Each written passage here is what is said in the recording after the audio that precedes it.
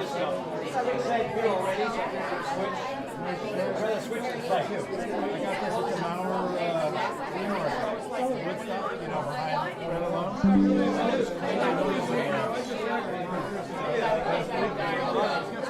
Who's the point?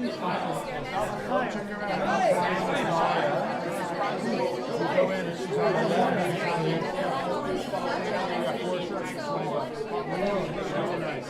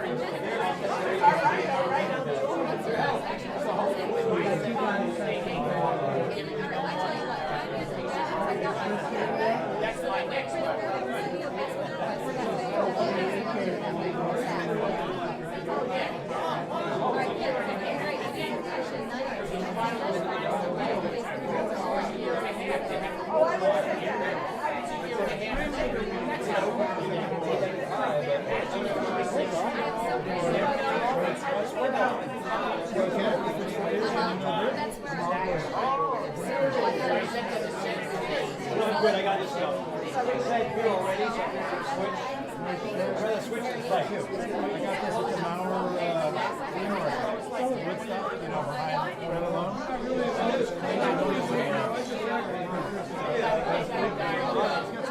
Who's the point? Check her out. Go in and she's on the wall. We got 4 shirts for $20. Really nice.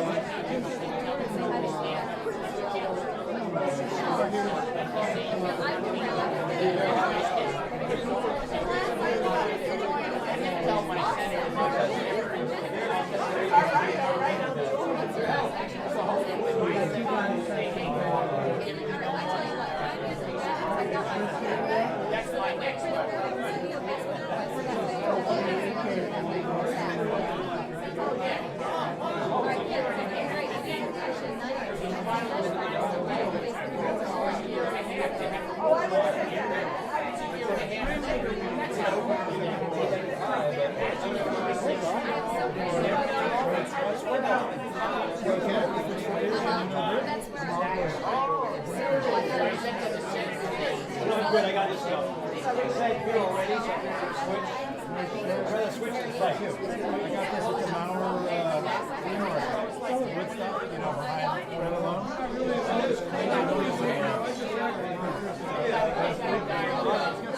Who's the point? Check her out. Go in and she's on the wall. We got 4 shirts for $20. Really nice.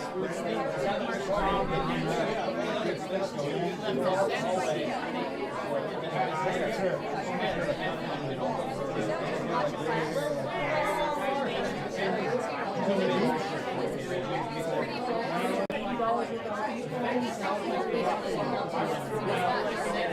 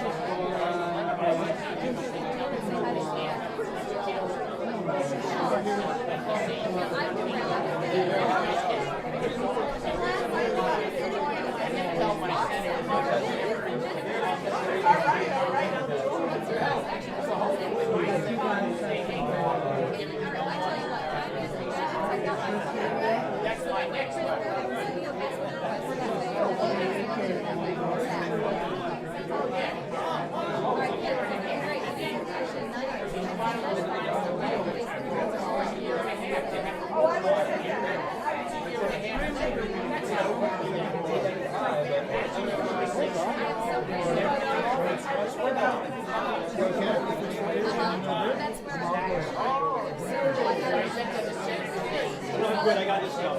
I said good already, so I think it's switch. I'd rather switch to play too. I got this at the Mauer, Woodstock, you know, behind Red Alone.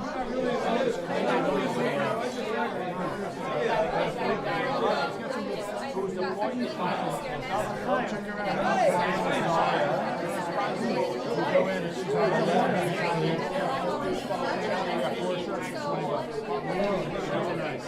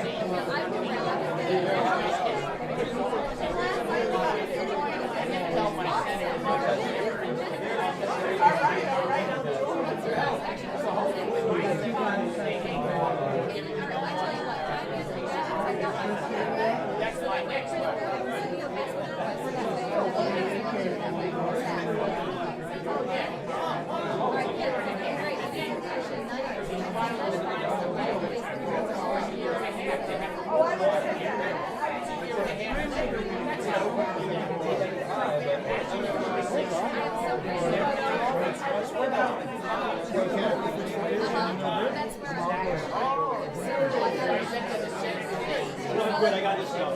I said good already, so I think it's switch. I'd rather switch to play too. I got this at the Mauer, Woodstock, you know, behind Red Alone.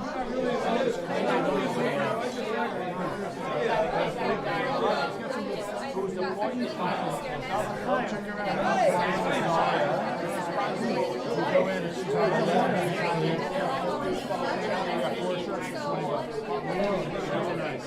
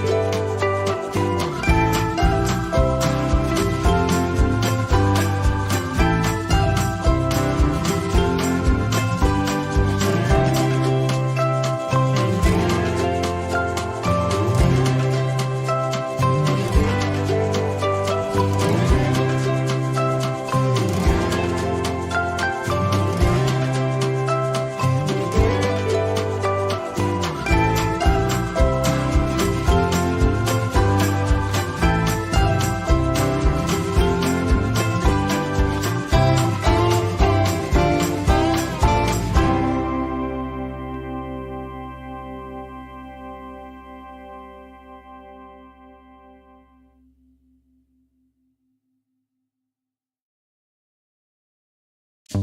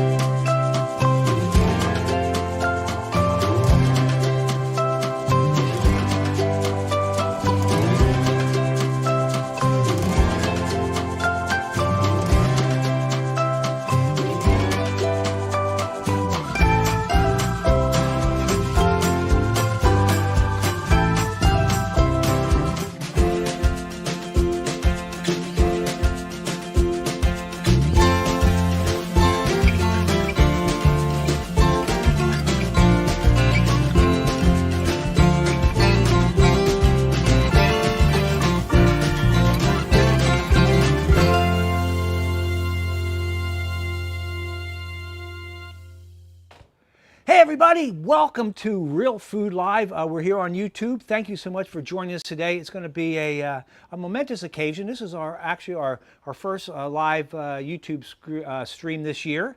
We've done these every summer, starting right around April, May, June. So we're coming into Memorial Day, so I figured what better time to do a live stream, do our first one today. It's beautiful. We're coming to you live from Southern California, Mission Viejo, where it's about 73 degrees right now. It's a beautiful day out, beautiful day to be out on my patio. For those of you here for the very first time, welcome. It seems to me we've got a lot of subscribers, YouTube subscribers over the last couple months through our 1-minute shorts we've been doing. So I thank you for that. If you are here for the very first time, thank you for stopping by. Hopefully you'll learn a little something, have a little bit of fun, because you know it's really all about having fun in the kitchen. I'm not a professionally trained chef. I've been in the restaurant business and had cooking as a part of my life since I was about 5 years old. Worked at restaurants, taught cooking classes, done all kinds of different things. So we're just really about having fun, and that's what we're going to do here on these live shows. We're going to try to do one every Sunday, if possible. And what I decided, since we're having so much success with the YouTube Shorts, I thought, being that it's only a minute for the shorts, maybe I'll do every Sunday. I'll take one of the shorts and kind of go into a little bit more detail as far as how things are done. Because let's be honest, in 60 seconds you really can't get the gist of how to make something. So there are some things I leave out, obviously, in the 60 seconds. But I got to tell you, when I first started doing these shorts, which was probably, I think, August of last year, what happened was, my YouTube channel was kind of stalled. I was about 250, 300 subscribers, and someone was saying, you really got to start doing short videos, do them in the portrait style, vertical format, and they seem to be working well. So I did that, which was kind of weird because, I was always used to long format, horizontal landscape. So I did that, and from last year around this time, we were around 300 subscribers. We're now almost close to 1,200. So I got to thank you guys for doing that. It seems as though what I found out was like, because I have lots of videos up on the YouTube channel, if you didn't already know that, but they're anywhere from 5 minutes to 30 minutes. And what I found out is, like, you guys like me when I'm 60 seconds or less, but anything more than that, you're going to pass. And that's okay, whatever it takes. But we appreciate you being here. Anyway, if you want to comment, if you have anything to add in, just go ahead and just drop it in the chat there. You'll pretty much remain anonymous unless you comment, and I'll try to address everything as it pops up. But anyway, grab your favorite libation. If you want to cook along, the recipe is on our website at riehlfood.com. But today, what I thought I would do was I would start with start off our summer live extravaganza with apple fritters. And I'll tell you why. Apple fritters was probably one of the first or second short videos I uploaded, and it became very successful, especially like on Instagram. It seemed to do really well. I had never posted on Instagram before, but I posted the apple fritters video, 30-second or 60-second video, and like within 2 days it was up to like 20,000 views. Okay, so I thought, oh, this is going to be great. I'll be doing this, forever. Well, that was a fluke. That didn't happen all the time. Anyway, apple fritters on Instagram is right around almost 700,000 views, which is obviously the biggest and most successful one I've done. It's also doing well on YouTube and everywhere else I post. So I thought I'd start with the apple fritters. It's relatively simple. It's great to eat if you guys like the apple fritters. You get it at your local donut shop. I'm going to show you how to do that with some very simple ingredients. But before we actually get started, I just want to I'll play you the 60-second or the 1 minute clip that I actually did on the apple fritters and kind of get a feel for what we're going to do today. Okay? Apple fritters like I get it at donut shop? You got to be kidding me.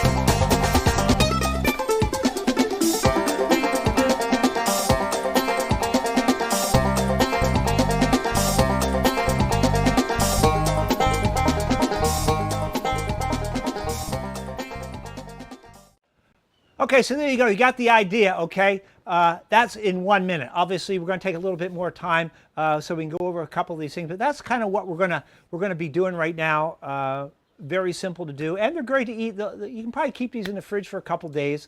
So let's go ahead and we'll start off by just kind of going through the steps you're going to need. Very simple ingredients. If you didn't get to the website to check out the ingredients list, it's pretty much everything you have around your house. So there's really two components to making the apple fritters. There's the fritter batter itself, and then there's the glaze that goes on top, or what you dip the apple fritters in. So what we're going to do first of all, we're going to do the glaze first, which is really 3 ingredients. It's powdered sugar, vanilla, and milk. That's all there is. All right. So that's right. We do have 2 cameras here. We do have a close-up, which we will cut to every once in a while because we feel as though that's very important. So anyway, what I have here is I have 2 cups of powdered sugar, and to that what I'm going to do is I'm going to add a half a teaspoon of vanilla extract, all right? And then I'm going to add, it calls for a 1/4 cup of milk. I'm just going to add that very, very slowly because, you know, once you get to a certain point, you can't go back. So I'd rather have it a little on the thick side and then add accordingly. So we're going to make this is just our glazed 3 ingredients. Like I said, powdered sugar, milk, and vanilla extract. See, now right now, that's right about where you want it. All right, just like that. So we're going to put that aside. All right, we're going to just sit this aside. And that's really all you have to do for this is just do the glaze. And you can taste it if you want.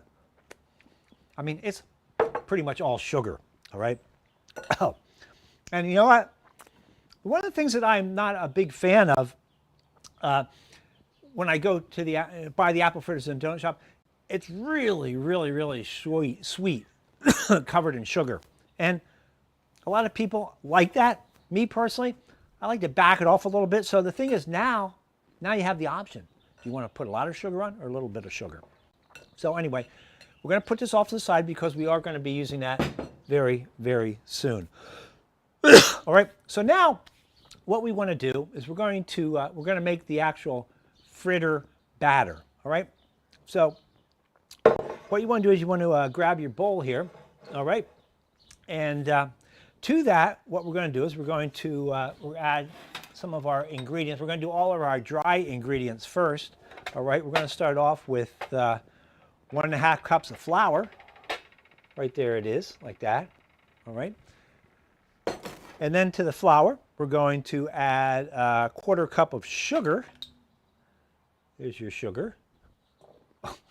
I had these prepared overnight, so it might have sat in there and got a little bit of a coagulated. Okay, so we have our sugar there. Now we're going to add 2 teaspoons of the baking powder. This is going to give a little bit of oomph to it, make it rise, all right? And then to that, we're going to add a little bit of salt, half a teaspoon of salt, okay? Some cinnamon, 1½ teaspoons of cinnamon to be exact, all right? And that's really all the dry ingredients we're going to put in there. So let's give that a little bit of a whip here first of all. Mix them all really, really good. All right. Now, as you can see, there's not really much to this. All ingredients that you really much have around your house at this point. All right. So now what we're going to do is we're going to add some of the wet ingredients to that. We're going to start off with 1/3 cup of milk, right there. All right, 1/3 cup of milk. We're going to add 2 huevos. There they are, 1 and 2. Okay, and then to that we're going to add 3 tablespoons of applesauce. Everyone has applesauce laying around. There's 1, there's 2, there's 3. Okay, and I have one of these packs here. You can buy them all separately like this. It uses almost a full pack, so I may just go in there and just add the rest of that applesauce. So, you know, one full one of these should get you through the day, all right, and you're good to go, all right? And we're going to give that a little bit of a whip here first of all, like that.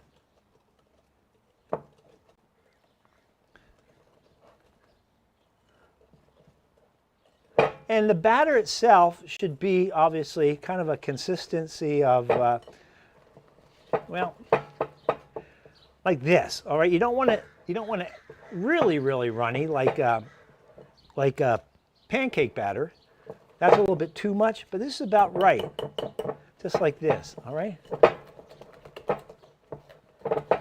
That's just what you're looking for. I don't know if you can tell the thickness of that. All right, just about like that. So that's all done. If you were going to give a little bit of a taste, do that as well. That's delicious. That's good. All right. So good. All right. So we're going to put that off to the side. All right, we're good there.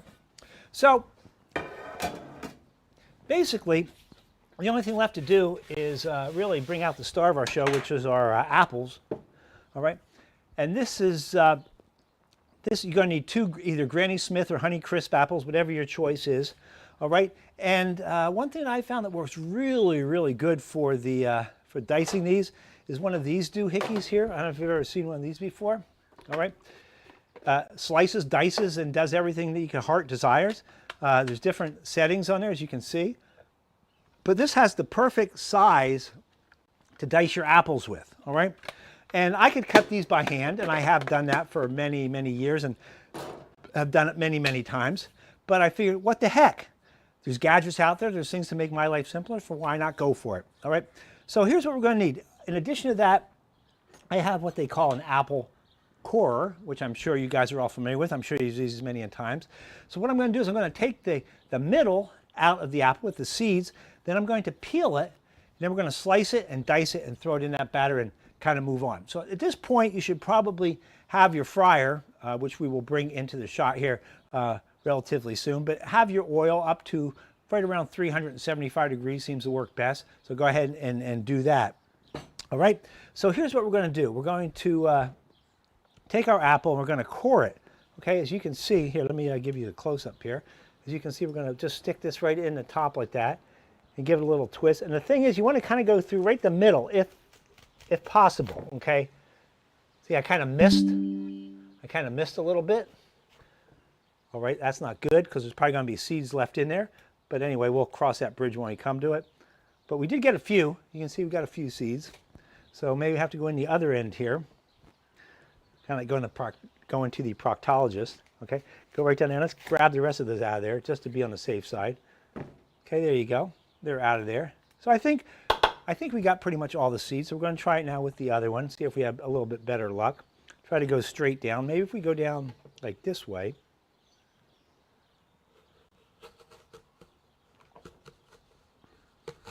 There you go. Ugh. A little bit better, but not much. So let's pull that out of there.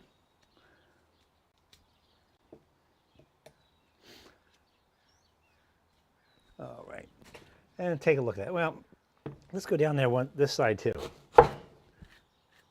There you go. So we're good there. All right.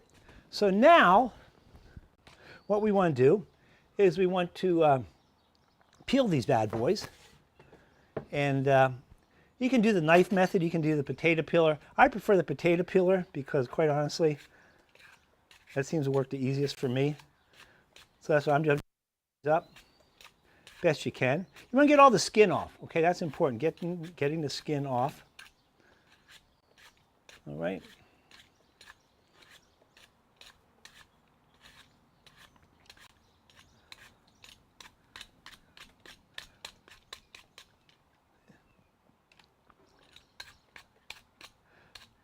There you go. This is probably the most time-consuming part of the whole process is this. But up till this part has been pretty simple, right? Then the fun part starts, all right? The fun part will start once we mix it all together, do the slicing and dicing of the apples. All right? Like I said, Granny Smith or Honey Crisp apples, whichever your choice is, those would be the go-tos that I would suggest. All right. So take this off there. All right. So that's pretty good. There you go. You can kind of see what we got. So let's clean up our mess here. All right. And then really one last step to this process. All right. So what I'm going to do here, I'm going to pull out our handy dandy dicer right here. All right. And before I put the apples in here, I'm going to try to slice them up into relatively thin slices, all right? So we're going to slice these up best I can. As you can see, first of all, determine that there's no seeds in there, which you don't really seem to be. There's a couple right there. But I want to kind of cut them in maybe like 1/4 inch slices. You see that? 1/4 inch slices. Just like that. Because if you're using, I mean, obviously you don't have to use the handy dandy dicing machine like I have, but if you choose to do that, they're only going to be probably about 1/4 inch pieces anyway. Now, if you like your apples in larger slices, well, maybe either do it by hand or use a different attachment where you know, your apple pieces will be a little bit larger. But for me personally, this works perfect. All right, so there you go. So we have all of these. So now what we're going to do is I'm going to open up the slicer, and like I said, that's the size that you got right there. All right. So I'm going to put that in there, and you can get these on Amazon.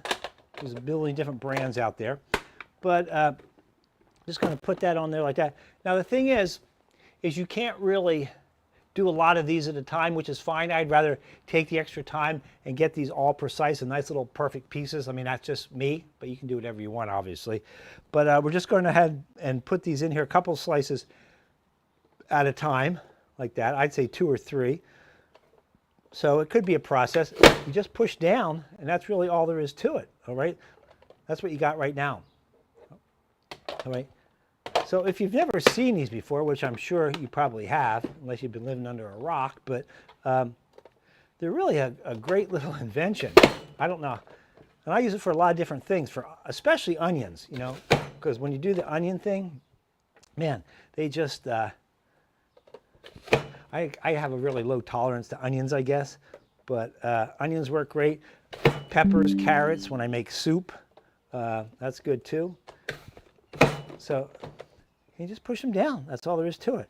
But you know, the thing is, when you're doing it this way, everything pretty much the same size. All right? So, but like I said, it is a process. It's a little bit more involved than just kind of hand dicing them. But to me, they're all uniform, because a lot of times if you're dicing vegetables, whatever it may be for, if you have, especially potatoes, you know, I'll do these a lot of times for breakfast potatoes. But if you have like a big potato chunk and then you have a little potato chunk, they will cook at obviously different rates of speeds. So this way, it's everything is the same size. They're all going to cook about the same amount of time to cook, right? So there you go. So that's it. I mean, that's you have all these beautiful diced apples, all the same size. All right. So yeah, it took a little bit of time, but hey, really all we really have is time, right? That's all we really need to do. So here's what we're going to do. We're going to take our batter here that we made earlier. All right, and we're going to just we're going to add our apples to that. All right, add our apples. Look at that, all right there.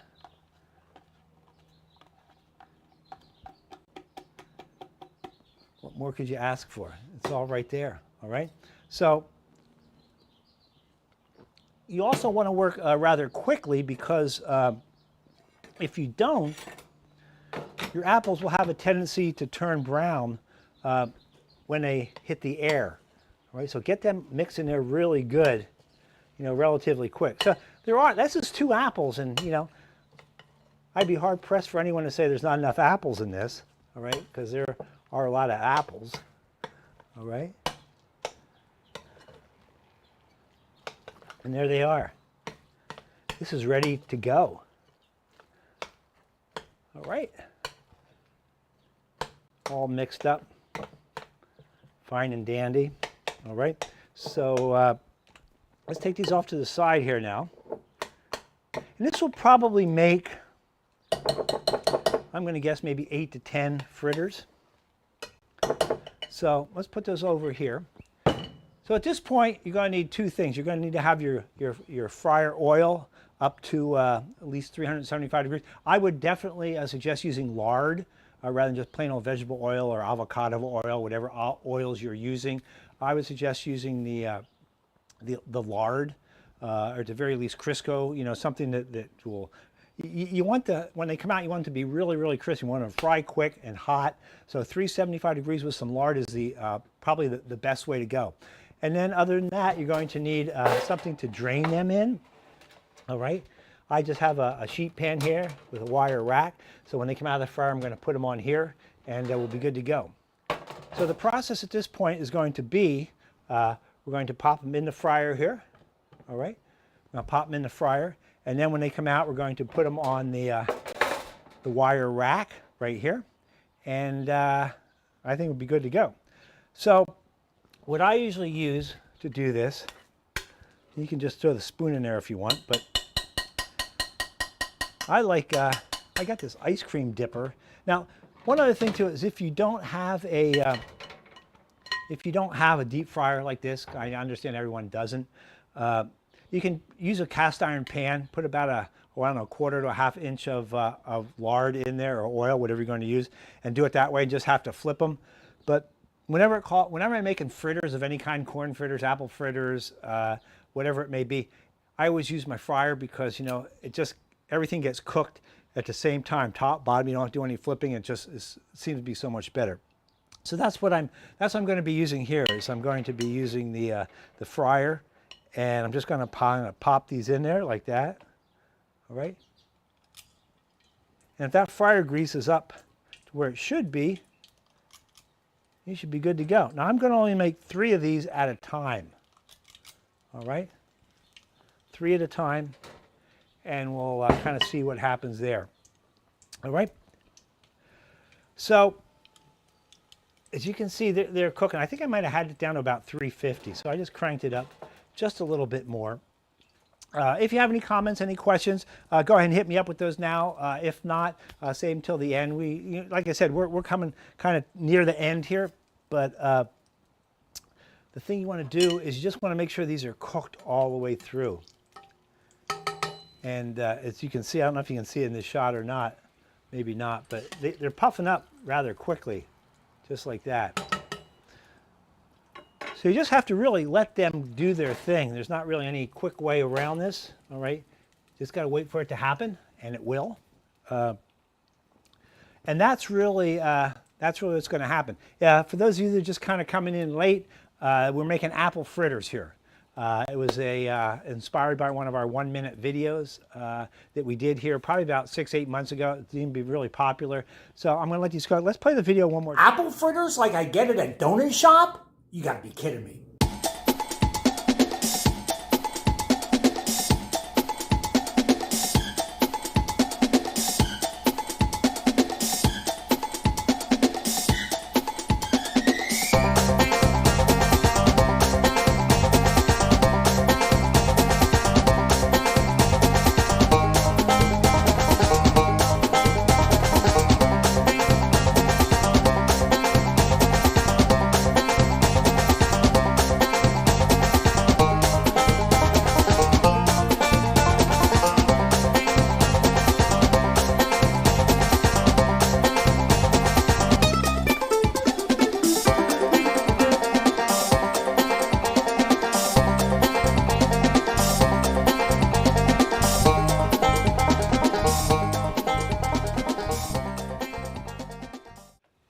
There you go. So as you can see, They're cooking right along there.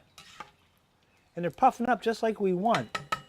So the thing is with these, when you're frying these, you want to make sure your grease is right around 375. If you get too hot, if your grease is too hot, what's going to happen is they're going to get brown or even burned on the outside, and you'll cut into them, and it'll be all kind of mushy and runny. And that has happened to me in the past. I'm not going to lie to you. So you really have to kind of keep an eye on these. Even when they're getting kind of brown like this, I would let them go even a little bit more, because I guarantee that if you take these out right now, they're still going to be all doughy inside, and that's disgusting.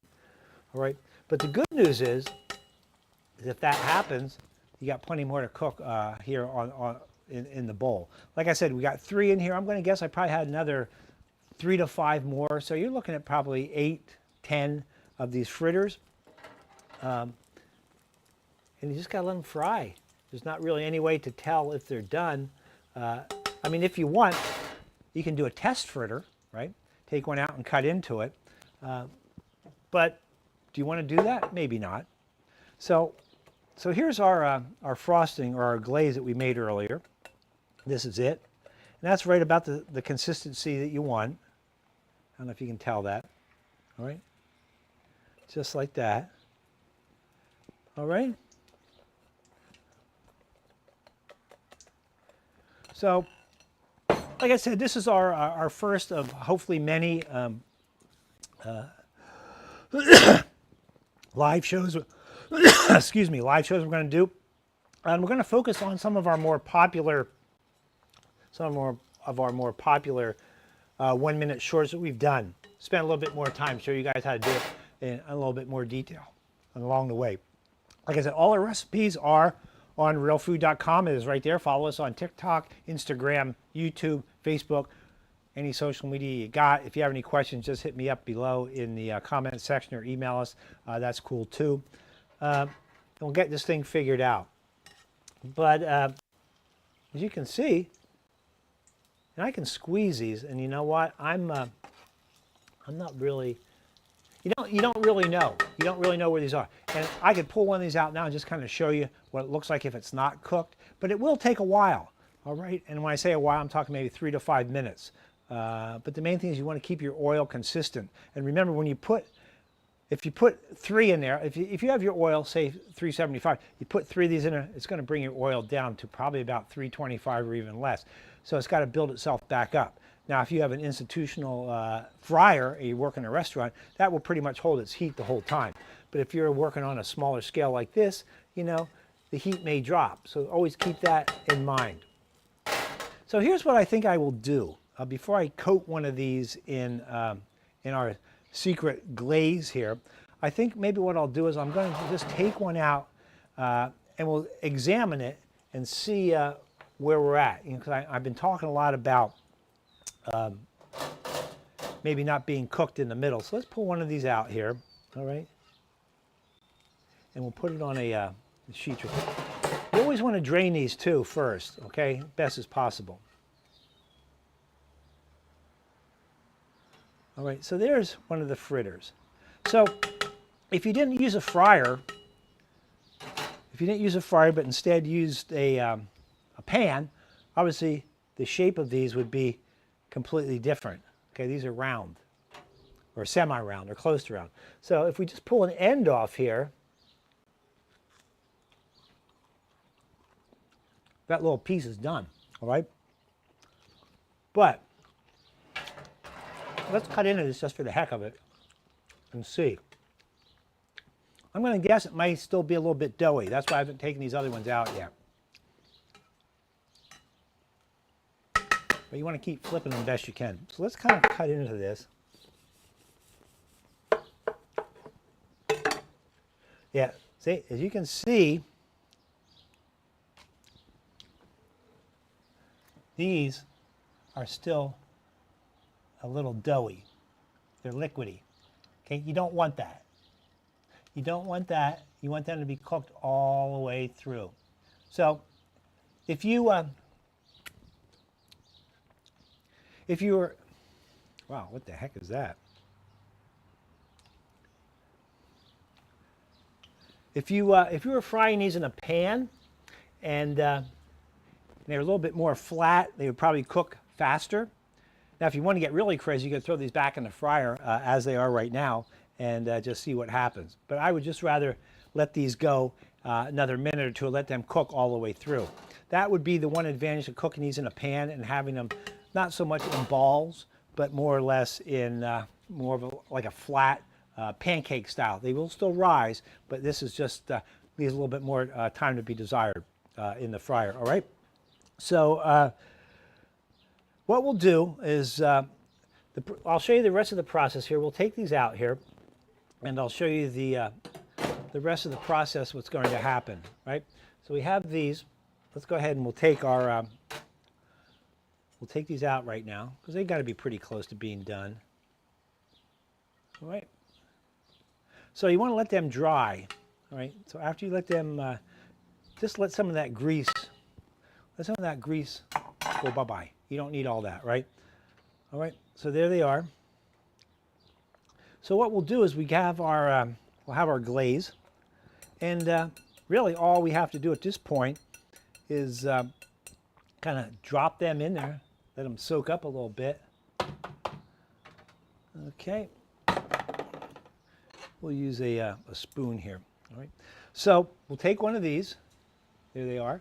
We're going to just drop it in there like that. All right. Put them back on the tray.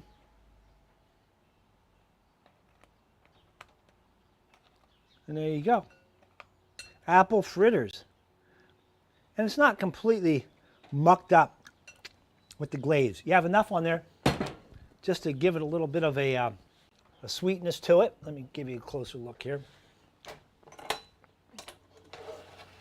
All right, so you got just enough here, as you can see. All right. They look pretty darn good, huh? So yeah, so these are probably cooked all the way through now because I left them in there long enough. But like I said, might want to throw one in there and just double check, make sure that it actually is cooked all the way through before you cook them all, glaze them up, then serve them to your guests and they're not all the way cooked. So the option like that is to fry them in a deep fryer. They will puff up like little mini baseballs, or fry them in a pan where you can kind of flip them over. Might cook a little bit faster that way. It's going to be your call. So anyway, if you like this recipe, give us a like. Be sure to subscribe to the channel because we always need more subscribers. That's always much appreciated. And hopefully we'll be back next Sunday with something new. If you have any ideas for a future show, just hit me up and let me know what you want to see, how we can do it, and why it's special to you. But until next time, this is Tom saying, we'll see you next time. Bye. Apple fritters?